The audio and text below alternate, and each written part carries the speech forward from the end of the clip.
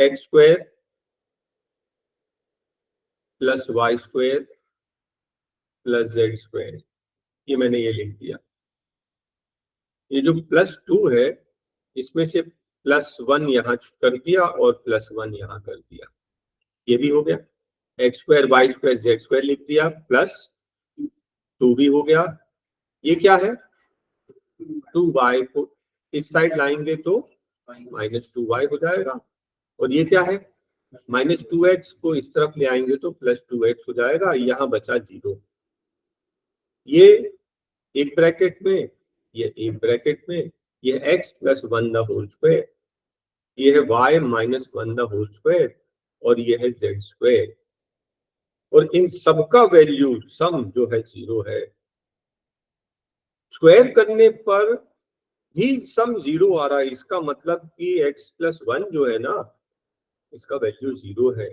ये y - 1 ये भी 0 है, z जो है 0 है। तब तीनों 0 होंगे तभी उसका सम 0 आ सकता है, क्योंकि स्क्वायर किया हमने। नेगेटिव का स्क्वायर भी पॉजिटिव होता है। 3 पॉजिटिव क्वांटिटीज का सम 0 है, इसका मतलब ये तीनों ही 0 हैं। x का वैल्यू क्या आ गया, -1, y का वैल्यू 1, z का वैल्यू 0, वो यहाँ पर रख दो। तो -1 का क्यूब -1, 1 का क्यूब 1, 0 का 0, तीनों का सम 0, आपका आंसर आ गया। Question number 19, circumcentre. Circumcentre समझ रहे हैं, किससे बनता है, परपेंडिकुलर बाइसेक्टर से। तो मैंने एक परपेंडिकुलर बाइसेक्टर ट्राइंगल का नाम बोला ABC, एक परपेंडिकुलर बाइसेक्टर बनाया XY, और दूसरे साइड का भी एक परपेंडिकुलर बाइसेक्टर बना दिया। ये यहाँ पर इंटरसेक्ट कर रहा है, इसको मैंने बोल दिया O। एंगल A कितना है, 85 है ना, और एंगल C कितना है, 75। एंगल सम प्रॉपर्टी से थर्ड एंगल कितना आएगा, 82 = 60, 160, और 20 बचा ना, हो गया 180। आपको मालूम है कि O को सेंटर लेकर, OA को रेडियस लेकर सर्कल बनाएंगे तो सर्कल बनेगा, क्योंकि ये सरकम सेंटर। ये एक रफ फिगर मैंने बना दिया। हमें कौन सा एंगल चाहिए, OAC, OAC, ये एंगल चाहिए। ठीक, आपको मालूम है कि ये दोनों इक्वल होते हैं क्योंकि रेडियाई इक्वल। ये कितना है, 20। सरकमफ्रेंस पर 20 बन रहा है तो सेंटर पर उसका डबल 40 बनेगा। आपको मालूम है x + x + 40, 2x + 40 = 180, 2x = 140, x = 70। आपका आंसर आ गया। फिगर नहीं बनेगा तो नहीं कर सकते, है ना, तो फिगर बनाना सबसे इंपॉर्टेंट है। चलिए next question, distance between the centres of 2 circles. आपने नोटिस किया रेडियस का सम इसके इक्वल, रेडियस का जो सम है वो दोनों के सेंटर के डिस्टेंस के इक्वल है। दैट मींस इसका रेडियस 4, इसका रेडियस 9, और दोनों के बीच का डिस्टेंस 13। वो ये बोल रहा है, इसका मतलब कि ये दोनों सर्कल एक्सटर्नली टच कर रहे हैं। हमें चाहिए direct common tangent, that is PQ। Direct common tangent का फॉर्मूला याद है किसी को, हाँ बताइए। हाँ, D² - R1 - R2 बस कर।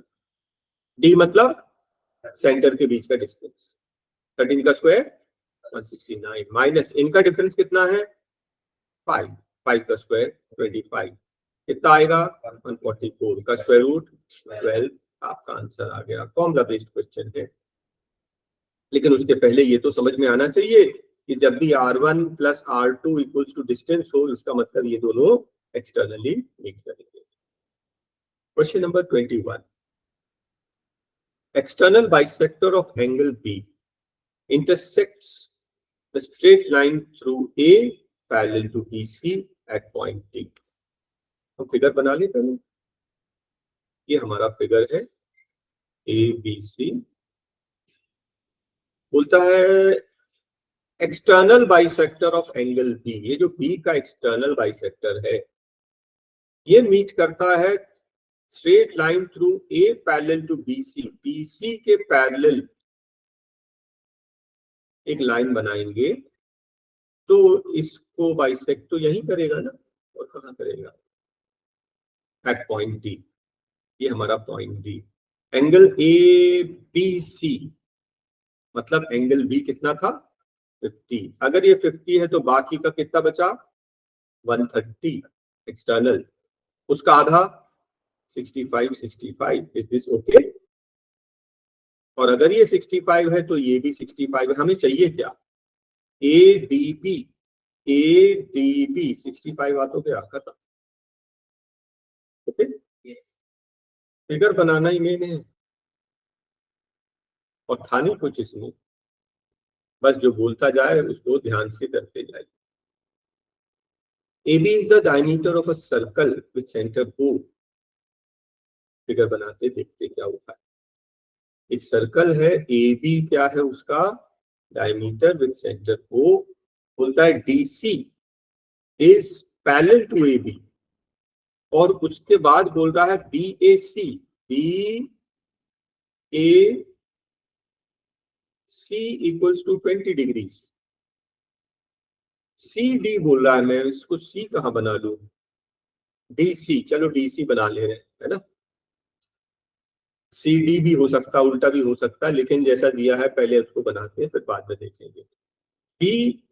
BAC ये एंगल बोलता है 20 है, और हमें फाइंड करना है ADC, ADC ये वाला एंगल फाइंड करना है, ठीक है?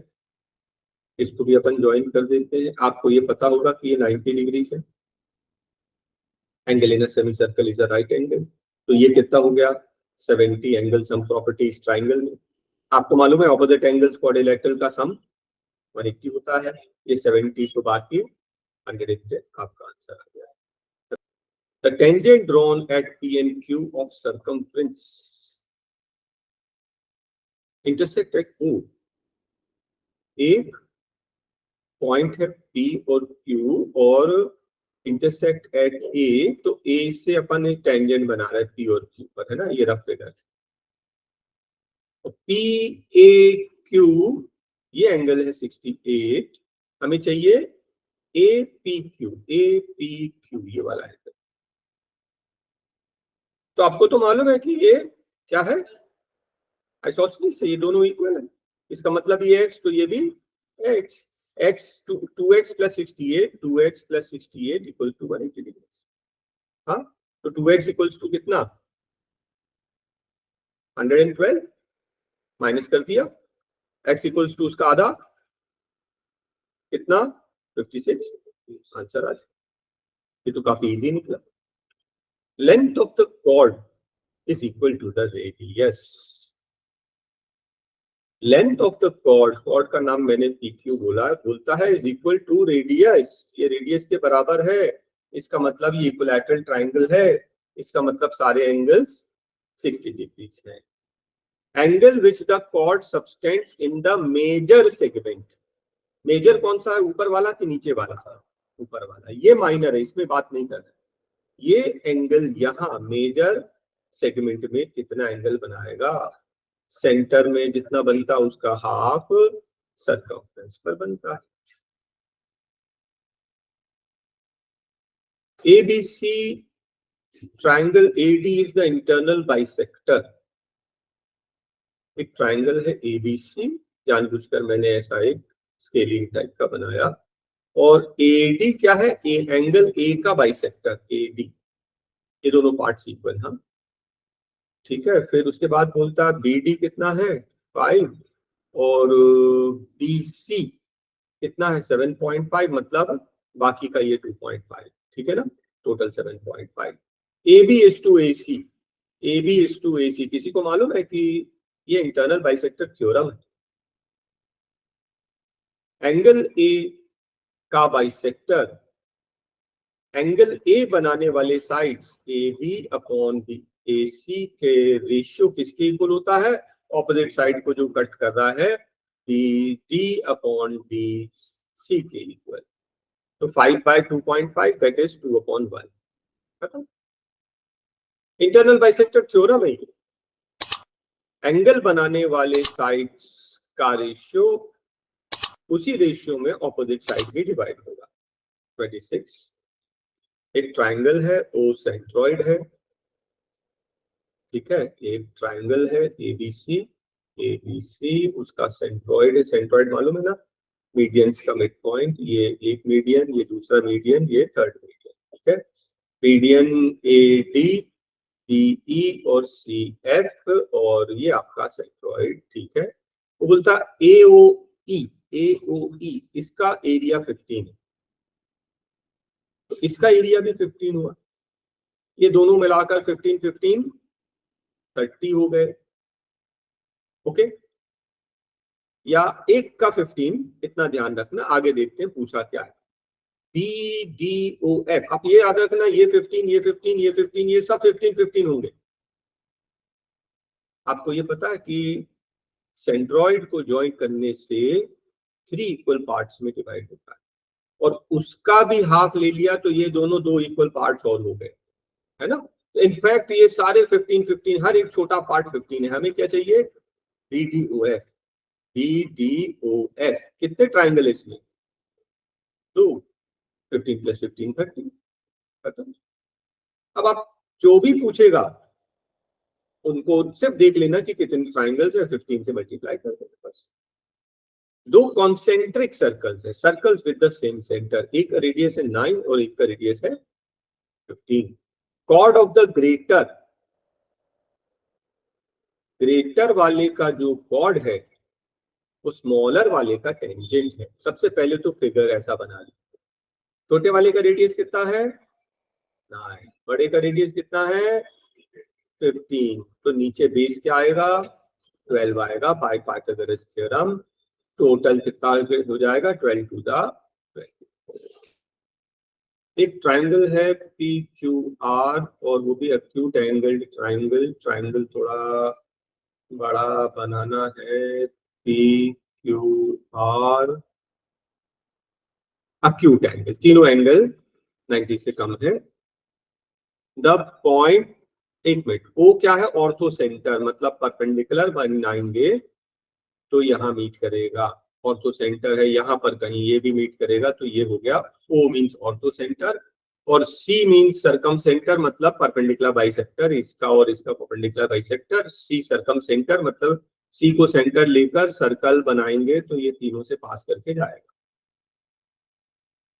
ठीक है। और फिर वो बोलता है पीओ को अगर एक्सटेंड करेंगे तो एस पे जाकर मीट करता है, ओके। गिवन है PQS, मतलब एंगल क्यू। एंगल क्यू कितना है? 60 डिग्रीज। आपको मालूम है कि अगर ये 60 है, ये तो 90 है, तो ये हो गया 30, ओके। फिर QCR, QCR ये एंगल है 130। सेंटर पर 130 बनेगा तो सरकमफ्रेंस पर उसका हाफ 65 बनेगा। 65 का एक पार्ट 30 है, बाकी का बचा 35। ये हमारा answer. At a point on the horizontal line through the base of the monument, एक monument है ना, कोई building. Angle of elevation of top of the mount found to be such that tangent is 1/5। तो ये जो angle है उसका tan theta है 1/5। On walking 138 towards the monument, 138 metre monument की तरफ चलने के बाद द सीकेंट सेक थीटा आ रहा है √193/12। Theta 1, theta 2, okay. हमें फाइंड करना हाइट ऑफ द बिल्डिंग। इसको मान लें x, ठीक है। अब जो गिवन है वहीं से शुरू करेंगे, तो हम लोग फर्स्ट ट्राइंगल से स्टार्ट करें, छोटे वाले ट्राइंगल से। थीटा 2 एंगल किसका है? इसका है ना। तो हम लोग सेक से स्टार्ट कर रहे हैं। सेक क्या होता है? कॉस का उल्टा, है ना। तो hypotenuse upon base equals to under root 193 upon 12 hypotenuse upon base.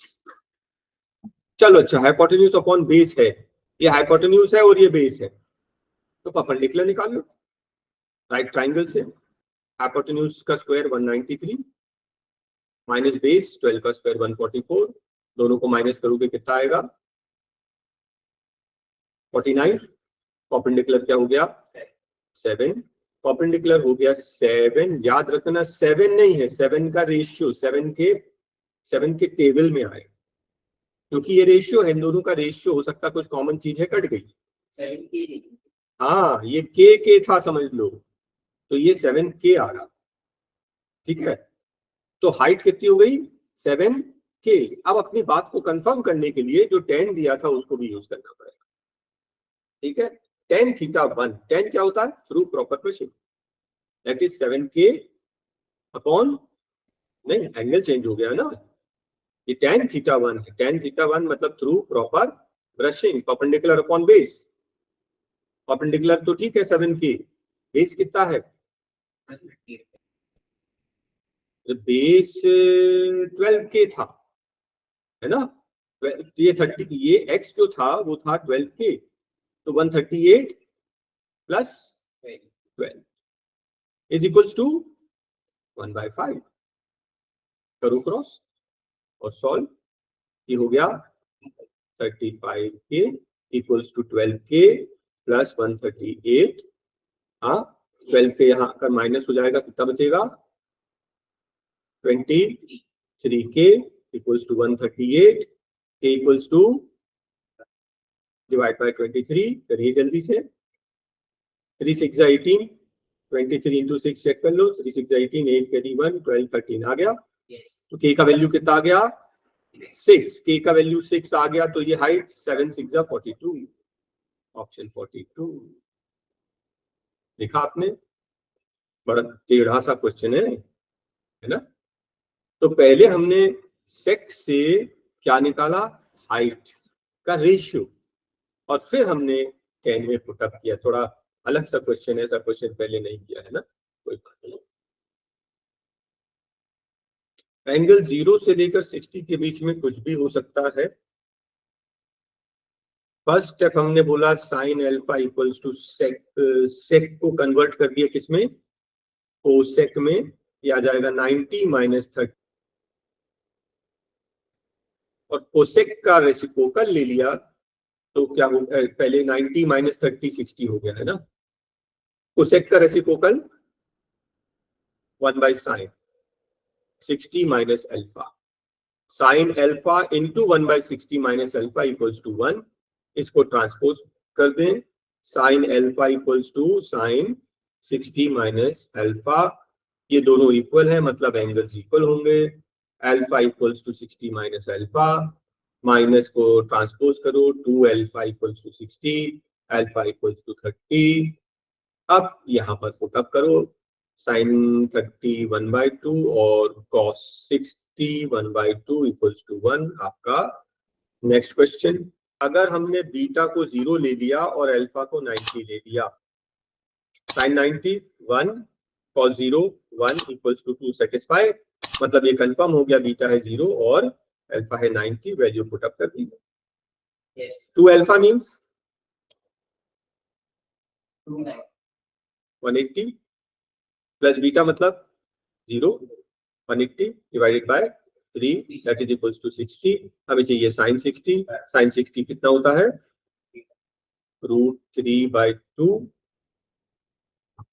Sign 60 चाहिए ना। अब ऑप्शन से कौन सा आएगा चेक कर लो, ये क्या है second option alpha, alpha means 90, 90/3 30, cos 30 √3/2 satisfied। a square plus b square, a plus b, a minus b equals to 2/3, right. इसका वैल्यू तो 1 होता है, इसको जाने दो। अब ध्यान रखना ये चाहिए हमें, क्या नहीं चाहिए साइन नहीं चाहिए, बस साइन का वैल्यू पुट अप कर दो, cos स्क्वायर माइनस साइन क्या होता है 1 माइनस cos स्क्वायर, तो ये आ गया 2/3 आंसर। इसको सॉल्व करोगे ना तो यही आ रहा है। आपको पता है कि ये दोनों कॉम्प्लीमेंट्री एंगल्स 10 और 80, तो मैंने cot 10 लिया और 80 को मैंने क्या बोल दिया,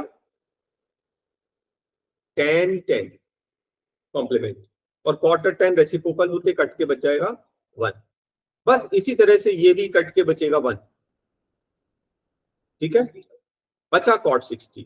cot 60 क्या होता है, 1/√3। आपका आंसर आता है। ये दोनों कट गए, ये दोनों कट गए, ये बचा बीच का आंसर।